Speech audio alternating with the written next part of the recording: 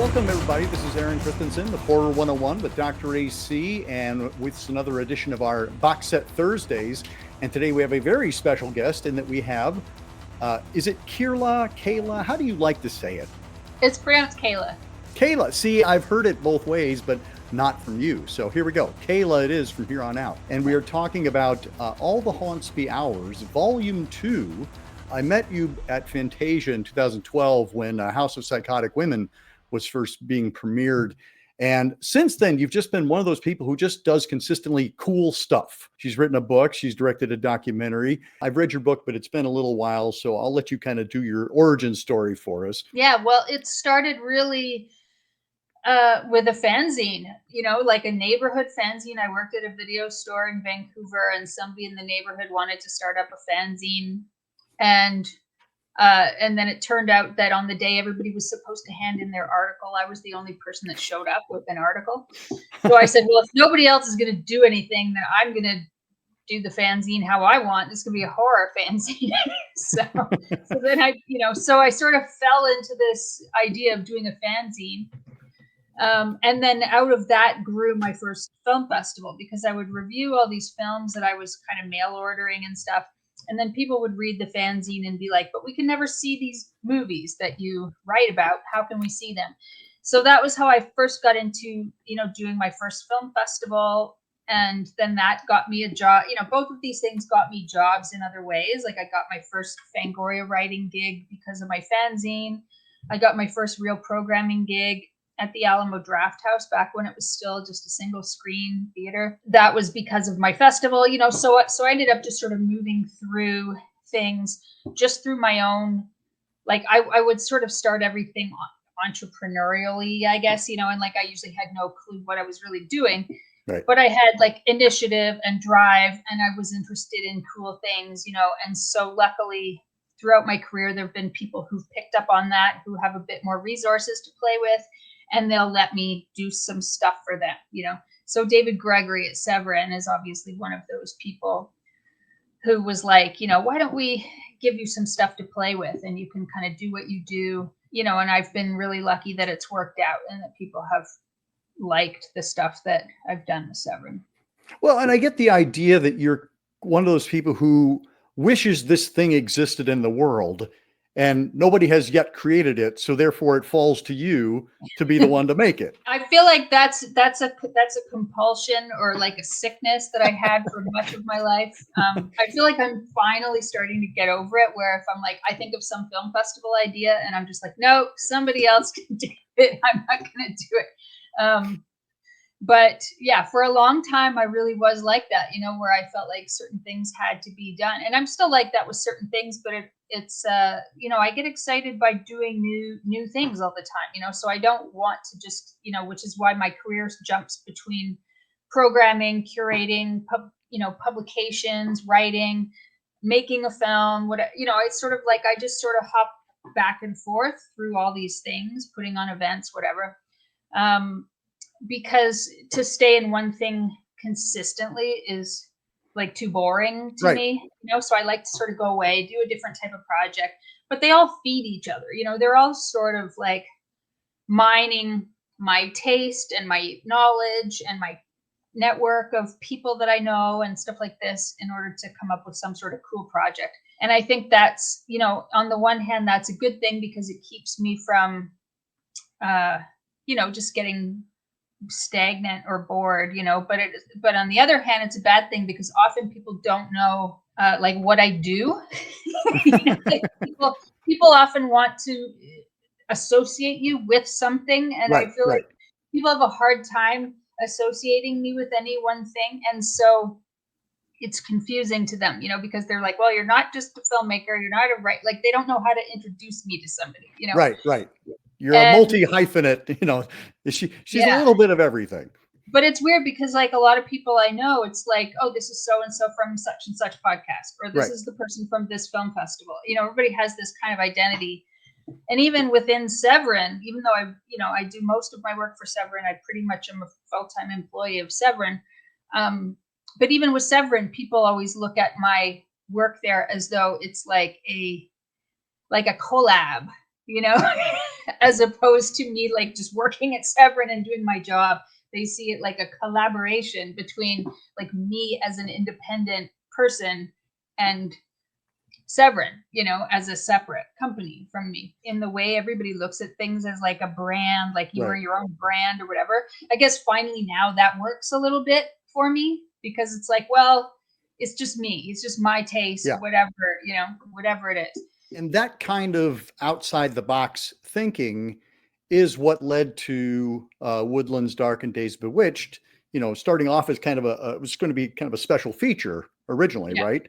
And then it just expanded and expanded, you know, because who in their right mind would say, you know, what we need is a 3-hour documentary about folk horror, but that's what occurred to you. You're like, that's what we need right now. I mean, the funny thing is, I definitely thought there was a need for a folk horror documentary of some sort, because I pitched it as a special feature for our Blood on Satan's Claw disc. But I never would have actually seen myself as the person to make that documentary, because I was interested in folk horror, but there were people I knew who wrote books about folk horror. I mean, it really was their focus, people like Adam Scovell, you know, and Adam Scovell is also a filmmaker, you know, so it's like he wrote this book, Hours Dreadful and Things Strange, which is a very important folk horror book. And he wrote a lot of the early articles when he started seeing things around the time of Kill List. You know, when he started seeing the term folk horror start to pop up in a lot of articles and stuff, Adam Scovell was like one of the people that was writing those articles. I at least knew who those people were. I knew who the people were that I thought were the experts in folk horror.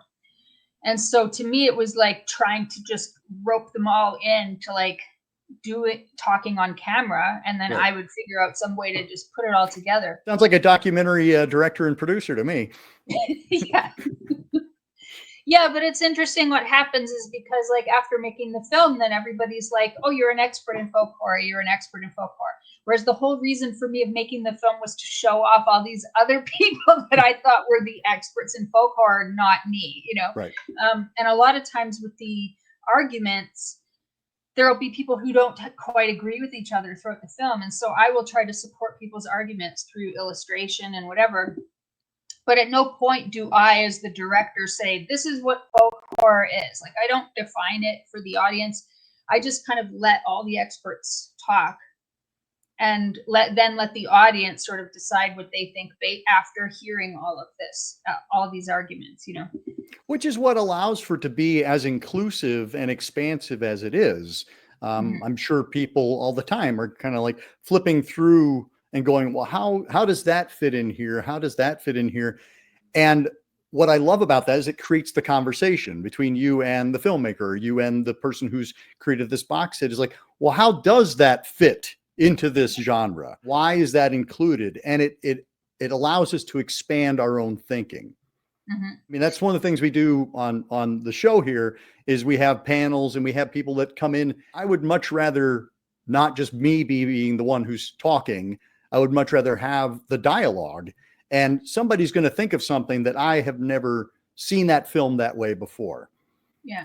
So of course that does lead me to, how do you sit down and go, okay, we got so many discs. Which films am I going to fill those discs with?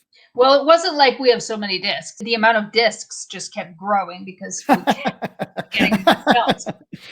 I mean, I'm sure if it was up to David, we would make box sets that had like 5 discs, you know, like 10 movies maybe on 5 discs.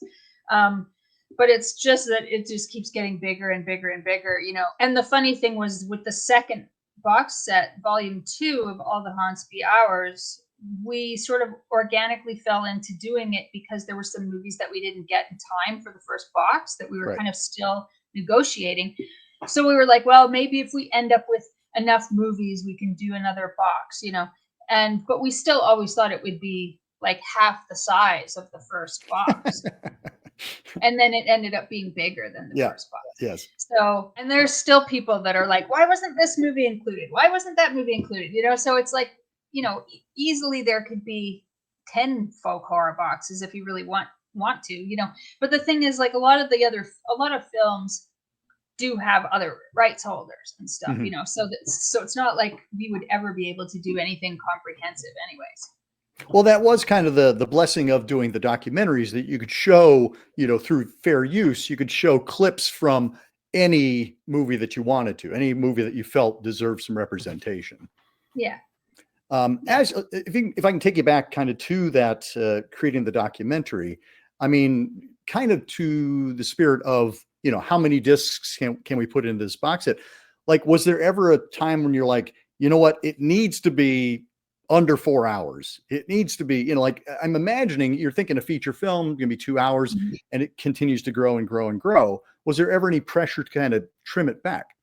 No, never. That was one of the best things, was that, um, when I had the first assembly, and people have often thought like there's this mythical 5.5 hour cut. And it's like, no, that's not true. It was an assembly. It was not properly edited. It was like me sticking the clips in sloppily, of like what I wanted where, so that the editors could kind of use that as a starting point. But anyways, so the assembly was like 5.5 hours long. And I was telling David Gregory, I was like, oh God, I don't know how I'm going to cut this down. Like there's just so much material. David was like, look, I don't care how long it is. He's like, it's going to be on a Blu-ray. So people can stop it and start it. They can, it doesn't matter how long it is. He was like, it's the only reason it would matter is if you want it to get into any film festivals or anything, it's going to limit the festivals you can get into if it's over a normal feature running time. And the thing that saved us, honestly, was COVID, because all the festivals went to an online version, which meant that all of a sudden they didn't care how long the movie was either. Right. It wasn't like they didn't have to build it into their schedule. Right. They didn't have to like rent a theater to play my movie, which would have knocked out 2 time slots, Right. So they would have had to say no to another movie in order to play my movie. But with it being online, it didn't matter. And so the film got all this festival play that it just wouldn't have gotten otherwise. That's really cool. And yes, because I think I ended up seeing originally on Shudder, and then got the box set and was able to watch all the extras that were included. You actually, that's a great lead into, so volume 2 is coming along. What were some of the titles that you were wanting to have in volume 1 that ended up spilling over into volume 2 and basically led to volume 2? Yeah. Mike DeLeon's movie, The Rights of May, also called Eden, which is like the last movie. It's on the last disc of the box. It's on the last disc because it was literally, even though we'd been trying to get it already for 3 years, it was like the last movie we had a signed contract for. So it wasn't till the last minute if we knew we were even going to get it. And then Who Fears the Devil, also known as my gosh, Billy John. What an amazing movie that is. Yeah, I feel like it's kind of found its audience finally, because even when I first saw that movie, I thought it was terrible. And I know a lot of people thought it was terrible. And when the movie first came out, all the Manly Wade Wellman fans hated it. And I feel like now people love it. Like they've really just come around to that movie and its specialness and the music and the effects and just everything. Well, when we were having our panel earlier this year on Eyes of Fire, one of the panelists mentioned Legend of Hillbilly John. And so I was tracking it down, and then lo and behold, it showed up on the box set. And I'm like, oh, wow, I didn't have to work quite as hard as I did. It would have just been handed to me if I'd waited a few months. But yes, the Legend of Hillbilly John has this kind of like wonderful weirding language that goes along with all of the songs, has these unique expressions and phrasing. It reminded me a little bit of White Buffalo. And even The Witch, Robert Eggers' The Witch, where you have recognizable words, but they're kind of turned around on each other. And it's just a whole different, it just stimulates a different part of the brain. Yeah. You've got some other films that are kind of, I haven't watched all of them, but I mean, like things like Psychomania feels like a questionable choice. And then when you watch it, you're like, oh yeah, I can see why it fits in here, but it wouldn't be your first thought. Really? You think it's a questionable choice as folk horror? Well, I wouldn't have been my first thought as folk horror until you watch it again under the genre. And you're like, oh, I could see how it fits in here now. Was it always one that you wanted to include? Yeah. I mean, like, well, we weren't planning on including it just because there have been so many releases of that film already. But it's a film that both David Gregory and I really love. And it became available. And we were just like, let's put Psychomania in it. And yeah, so it was just, to us, it was like just a personal thing, where we felt like, does Psychomania need another release? Probably Right. not. But if it, and Severin has even put out Psychomania before, we were just like, why not? Because then if for any reason anybody's not seen this film, they need to see it. So we'll include it. And then plus it let us make some fun extras about standing stones in film and stuff like that. So yes, yeah, and the extras on that disc are pretty great. Yeah. Kind of with the idea of making a sequel to a very successful box set, is that excitement? Is that a challenge? As you were toying with the idea of doing it, how quickly did it become greenlit as a viable option? I mean, it was greenlit almost immediately after making the first one. I mean, and not just because the first one did well. The first one did do well, but it would never have happened if I didn't feel there were enough like strong movies to make it worthwhile making another box set. It was really just because, we were trying to get these other films, and we were like, if we keep trying to get the rights of May, and we have no box set, and we're just releasing it as a standalone Blu-ray, is it going to get the same attention that it would in the context of a box set like this? And some films really benefit from being sort of curated a certain way like that. So we just thought, yeah, let's just, we'll see if we get how many movies we get.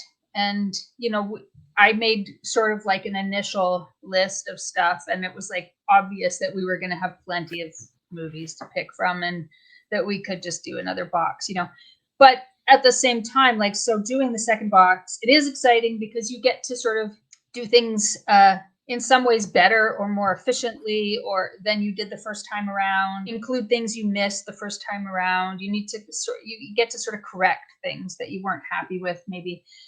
But at the same time, I'm not excited about doing like a third one or anything. Like, I feel like, okay, now I'm done, and I'm sure there will be tons more folk horror coming out. Sure. And, that will have great releases and stuff like this. But I feel like me devoting 3 years to folk horror, that time is done. Yep. Again, like, as I spent 3 years making the movie. I spent, it's now been like, because I started making the movie in like 2018. So yeah, so now it's been like 6 years of focusing so much of my time and energy on folk horror, And as we've made clear, you're not somebody who likes to do the same thing over and over again. Yeah. Like, obviously with like my book House of Psychotic Women, I did a 10-year anniversary edition when that, came up again. And I will obviously keep milking something if it's like, it would be stupid not to. If something does well, if people are interested in it, why not try to do more stuff with it? But it isn't as exciting to me as doing something new, Well, and speaking of something new, I just was reading that you've just got a new book coming out called Cockfight, about Monty Hellman's Cockfighter. Can you tell us a little bit about that? Yeah, so that book came out in a very small run of books that I sold directly on my website, Spectacular Optical. And so it came out in a small run this summer, but it's going to be sort of properly printed by Fab Press in the spring, so it'll be out in stores and everything like that. But it's a book that another long gestating project. I've been working on it since at least 2016, officially, and then I had been kind of unofficially poking around the idea for a decade or so before that. And so it looks at the film. It looks at the production of the film. It's got analysis of the film, but it's also a lot about the book, because so much of it's based on a Charles Wilford book, and so much of the character of Frank Mansfield and the world that he works in came from the book. And so my book isn't necessarily just about the movie. It really is about the book and the movie, and it's about the production history of both of them. It's the analysis of both of them. It gets a lot into just like the culture of the South and the culture of cockfighting in general. And as with many things I do, it's also got a bit of a personal slant to it as well. Yeah, that was going to be my next question was, what is it about that film and or the book. I'm not sure which one you encountered first, but that kind of stimulated that for you. Yeah. I mean, it was definitely the film that I saw first, and then I read the book, but it was the character, Frank Mansfield, because like some people who are fans of Monty Hellman could readily point to that Cockfighter functions in some ways like Two Lane Blacktop does, deals with like an underground sport. It's got a protagonist that doesn't really talk, that's very dismissive of women, I mean, it's got certain things very much in common with Two Lane Blacktop, but Cockfighter, to me, it was the one that spoke to me because I just loved the character of Frank Mansfield so much. And he's played by Warren Oates in the film. And when you read the book, like I love the character of Frank in the book too, but they're very different, and so you can really see where Monty Hellman is at work in this story. And you can see what Warren Oates is bringing to it. You can actually see kind of like these different authorial voices at work at bringing this character to life in the movie, but also he's a hyper obsessed character, and that's a quality that really appeals to me. Especially because he's so obsessed about something that other people, like society at large, thinks is barbaric and stupid and a waste of energy. And when I was growing up, people said the same thing about everything I was interested in. Right. So I felt like I could really relate to this idea of somebody that's totally obsessed with perfecting his craft in something that everybody thinks is like a waste of time, Right. So yeah, that was kind of like my gateway to Cockfighter. If you think about things like Cockfighter, Two Lane Blacktop, even things like Blood on Satan's Claw, the average cinephile is probably not as aware of those titles. Like it takes some digging to get to that level. But then you go a whole other level below. Like a lot of my horror pals, when we were talking about the Woodlands Dark documentary, like that's what we were marveling at, is that we had a room full of really pretty well knowledgeable horror fans. And suddenly you were throwing titles out that we had never even heard of, much less seen. Mm-hmm. And I'm curious. I mean, like we started calling you like, the cinematic archaeologist. It's like, where does one even begin to start that journey of digging below what is common knowledge? I mean, honestly, it's a lifetime. It's a lifetime, which is, it's just, I've been a horror fan my entire life. I saw my first horror film when I was 3. I started buying horror magazines with my allowance, like in the 70s when I was still, I wasn't even 10 years old. And my dad, who loved like he loved Hammer movies and stuff like this, so it was something we had in common. And so he would buy me horror books, and he would buy me stuff at flea markets that I wanted. And he just really encouraged the whole monster kid culture thing, and so it was something that, and then it was like the boom of the VHS era, and then also cable exploding. I mean, we had HBO somehow illegally when I was growing up. We had, just like the weird channels we used to have. Like I grew up on the Windsor, Detroit border. We had this channel that turned into another channel at like 8:00 at night. It became On TV, Yep. which was like a paid cable channel that somehow we got, even though we weren't paying for it. And then when HBO was new in the States, they only had it in the States. Somehow my dad had rigged up something or other so that we got it, and we're so close to Detroit. I mean, we're closer to downtown Detroit than most people who live in Detroit. This is like decades. This is 5 decades of knowledge, but I still am constantly amazed by all the things out there that I have never heard of. Right. It actually doesn't surprise me anymore when people come up with all kinds of titles and things I haven't heard of. It's like, well, of course there's things I haven't heard of. I think it's really like, younger fans that think they've seen everything, and Right. as you get older, you realize like, oh my God, there's so much. We have barely scratched the surface because, there's so many films made in foreign countries that have never been exported, never had, subtitles or translation in another language, So I mean, like, we're gonna, this well is not gonna dry up anytime soon. I mean, like, if you look at the programming at like Spectacle in New York, they're always turning up stuff that I'm just like, what the heck is that? So it's like a lot of it is like just coming from being really immersed in it for a long time. But then also, like, I read a lot, I buy a lot of nonfiction books about horror and about film and stuff like this. And like doing a movie like Woodlands, Dark, and Days Bewitched, all those movies that are talked about did not necessarily come from me. Like The Enchanted, for instance, I only heard about because someone I interviewed mentioned it, Right. So there's things like that. The more you talk to other people, you're constantly going to pick up things from them too, and then it just all becomes this, this huge, like, collective knowledge, But yeah, I don't know. That was one of the things that made David Gregory really happy with the movie. He was just like, because to him, he was like, he knew certain, horror old timers that were always very critical of things or whatever. And he's like, I just want you to come up with something where, like, even those people are impressed. and then he felt like I did it. He's like, David Del Valle told me he'd never heard of a bunch of those movies. And I was like, great. Yep.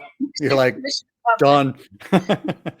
Yeah, I think that's right. That the more you continue to expand the conversation, the more people you're talking to. I was thinking about all of kind of your talking head experts that are in the documentary.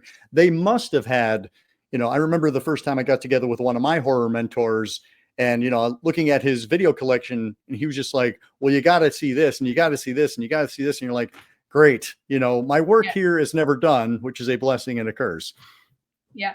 I mean, especially like if you go to other countries, like I remember my friend Sean Hogan, who made the film To Fire You Come at Last, which is on the beginning of the box set.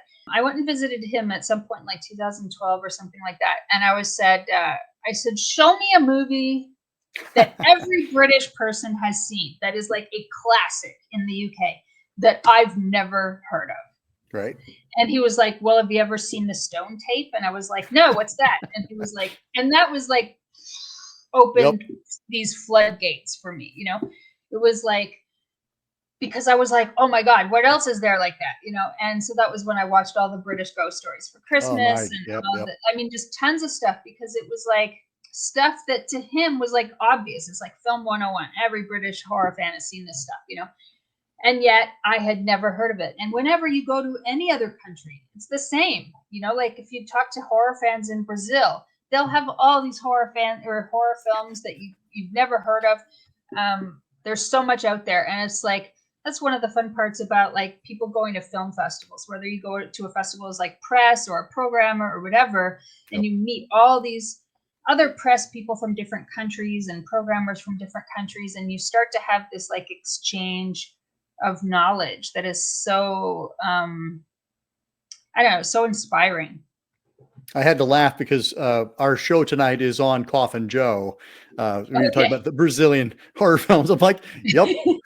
And I know a bunch of people are gonna be like, Coffin Joe, what the hell's that? Which was me, 10 years ago. You mentioned Sean Hogan. I want to mention the fact that that you're starting a new series on Shudder and kind of in that Ghost Stories for Christmas vein. Would you talk a little bit about that? Years ago, I used to work at Fangoria magazine doing the website. Me and Sam Zimmerman, who now is the programmer for Shudder. At the time, we were like the website people for Fangoria. And so we were in charge of editing the content for the website. And we were like, wouldn't it be great if we could have our own ghost story for Christmas, and we could like premiere it on the website on Christmas Eve at midnight. And, we came up with this plan with the ad person, who was Rebecca McKendry, who's now, a filmmaker in her own right. But at the time, she was like the ad salesperson at Fangoria. And, we were like, is there a way we could get ads to like cover the cost of making this film? And so we had like worked it all out. We went to the publisher, we proposed this idea, and he was just like, no. He was just like, he's like, if there's ad money coming in, that's my money. Why would I give it to some filmmaker?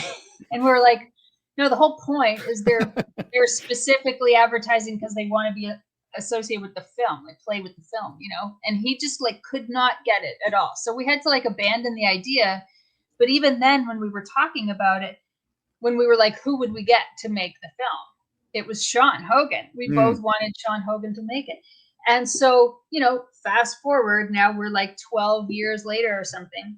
We originally approached Sean about doing a film for the box set. So the idea was like, we'll put it in the folk horror box set. But then before it was even finished, so I had read the script and the film was in production, but I had not seen the film yet. And I said to David Gregory, if the film turns out good, if we like the film, what do you think about the idea of me pitching Sam about doing more of them? And David was like, well, if you want to do it, you do it. You have to do it. I'm too busy. So I pitched Sam, and we were basically like, this is the exact idea. The thing we were talking about. Yeah. All those years ago, like we could just do it. We're both in different jobs now, you know, but we could still do this idea. And so we decided to make Sean's the first one because, you know, even though it was already going to be on the box set and stuff, it was like, we can't not have Sean's be the first episode to sort of kick it off and set the tone for it, just because he was always such a major part of those discussions, you know, like us wanting to work with him and have him make a ghost story for Christmas was the thing that started all these discussions. So the idea is that it starts with Sean's, and then for the next 4 years. So because we have a 5-year contract basically. And then after the 5 years, we see sort of how it goes. But so it's like every year I have to submit, like I'm responsible for getting the film done, you know? So I'm like an executive producer. I have script approval. I pick the filmmakers and stuff, and, you know, set the tone and the kind of parameters for how they should look and feel. And then they're all sort of done actually by independent production companies, you know, the same way that like when people do these anthology films like ABCs of Death or whatever, kind of like they get an assignment and a budget and they go off and they kind of have their own production team. So it's structured similarly to that. You know, the thing that sets it apart from, you know, any Christmas related horror short is that they really are kind of traditional cozy fireside films, you know, that are meant to be kind of literary in tone and downbeat and underlit, and you know, like to just really tap into the things we like about the BBC ghost stories for Christmas, while also being able to address the things we don't like, such as the fact that it's only British, it's only one director that does all of them. That's one of the things I don't like about the BBC ghost stories for Christmas, because I feel like there's all these people who grew up watching them in the 70s that would love to make one, and they're not allowed to. It's like kind of looked at as like Mark Gaddis's show. And I don't know how much of that is just the BBC, where they're like, they trust him and they don't want to take chances with anyone else. I don't know how much. I don't think it's like Mark Gaddis saying like, nobody can do these except me. I think it's much more the BBC being risk averse, you know. But to me, I was like, what if we could open it up and just have it where, you know, it's a different director each time. They're adapting a different writer each time. It can be people from any country. It doesn't have to be Christmas. It can be any sort of belief system. You know, the main thing is that it's like kind of chilly winter stories, you know. And so we wanted to keep all the things we like about the BBC ghost stories for Christmas, but then expand it in other ways. Great. And so you're going to be kind of initiating that. It's not like, you know, people are going to audition their films for you and be like, yeah, I mean, like, because we've got 5 slots, it's like 5 years, you know, so, and it's only one film per year. So all those filmmakers have pretty much been approached at this point, the people that I want to try to get. And then hopefully it'll get renewed and we can get more people involved, you know. And once again, you're coming up with something that didn't exist before. You're like, you know what? Let's do this thing. We've never done that. Okay, great. Let's do that. And kind of, I was thinking, you know, like we're looking at volume 2, and instead of having a book full of wonderful essays, you have a collection of short stories that are newly commissioned, correct? Yeah, and that was like, because after we did the first box, and we had the book that came with the first box was kind of a mix. It was like a book of essays, but then there were also a little bit of like archival writings in there, and then and even like a poem by Leslie Marmon Silko and stuff like this. And then for the new box set, I was sort of like, well, we're not going to be able to do any kind of comprehensive book of essays about folk horror, and my brain really leans toward the comprehensive. I always want to do things comprehensively, and it really bugs me when I can't So I'm like, okay, so we're not going to be able to do anything comprehensive. Let's actually just pivot to a totally different idea. And what if we did similar to, we had already pitched Sean on making his short, and he was, and then it was basically like, what if we take that same idea and apply it to a bunch of people writing short stories? Because what I had given Sean, like I had given him certain prompts, like to make the film. Like it was like, can you make a film that has some sort of like real folk custom or tradition or ritual, but more focused on the kind of process of it rather than the big spectacle, So it would be like, and I gave him a couple of examples, I was kind of like this or like this or like this, and then he was like, and Corpse Roads was one of them. And he said, oh, Corpse Roads. He's like, I'm actually working on a book about Corpse Roads. So let me do that because I've already done all this research on Corpse Roads. So yeah, so then I just took the same kind of prompt and gave it to the writers of the short stories. And granted, it's like very open to interpretation and stuff like this. But, so I chose the writers, but I did not, call previously existing stories or anything. Like I let them submit whatever they, it was like I chose people I wanted and trusted to submit something good. So yeah, and then we got Drazen Kozjan to do an illustration for each story, and those were amazing too. So yeah, it's such a beautiful presentation. I mean, the same is true of the first one, and then with the and I wanted to kind of call out Luke Insect. Is that the guy who designed, because the design of these is really pretty great as well. Like it basically is. And how did that conversation occur between you and Luke? Like, how did you decide what it was going to look like? Well, I asked Luke to do it because I'd worked with him, I think, a couple of times by that point. And one of the things when you work with a designer, especially on something that's going to be complex, is you need to have a real shorthand in your just back and forth. Like I need to be able to just go like blah blah blah blah blah blah, blah, and then have him like be like, yep, got it. Like I can't, like we're not gonna have time for me to be like, how are you today? I'm having, blah blah whatever. There's none of that. It's just it's like all business. It's very guttural, like just quick responses to things, and everybody just has people they kind of click with to have for a working relationship, and so. In addition to Luke being a multi-talented designer, he can do, he has a preferred style, which is very psychedelic, but he can also do other types of design styles too. And so to me, it was like, okay, he's capable of doing whatever I need him to do. Plus, he's somebody I can just go back and forth with, and he can deal with me when I get into my moods and shit like that, And but when it comes to the actual like art direction of the folk horror box, it was a combination of like, to me, really obvious things, like looking at the credit sequences of old 60s and 70s TV, like anthology TV shows and stuff like that. But then also even just looking at current things like Hellbore magazine, which is like the amazing, it's like the main folk horror magazine. And they have incredible design.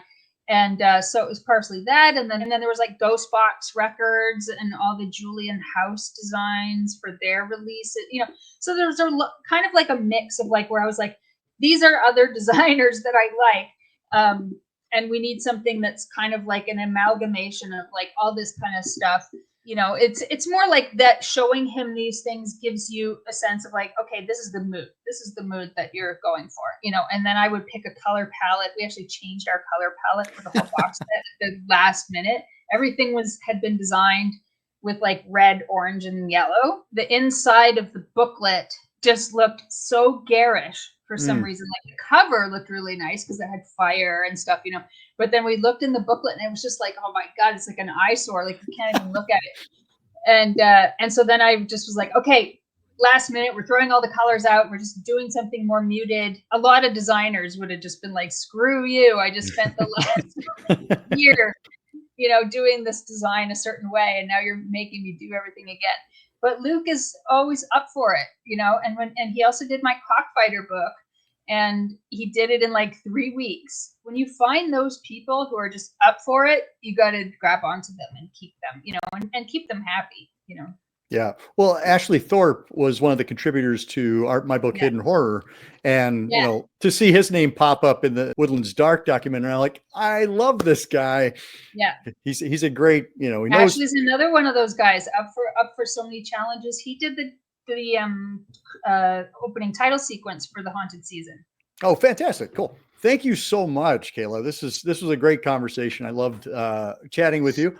I really, these are two fantastic box sets. I've made my way partially through the second one, but I'm looking forward to spending the winter evenings with it keeping me company. And everybody can check out Kayla's work over at Severin. And then also you have a website, yes? Yeah, I have my personal website, which is just my name, KaylaJanisse.com. And then Spectacular Optical is where the books that I've published usually of other people's writing is on Spectacular Optical. But if they go to my own website, KaylaJanisse.com, everything's there. Perfect. All right. Well, thank you so much, Kayla. Appreciate it. And everyone else, thanks for tuning in for Box Set Thursdays. Keep searching, keep exploring, and keep sharing the scare.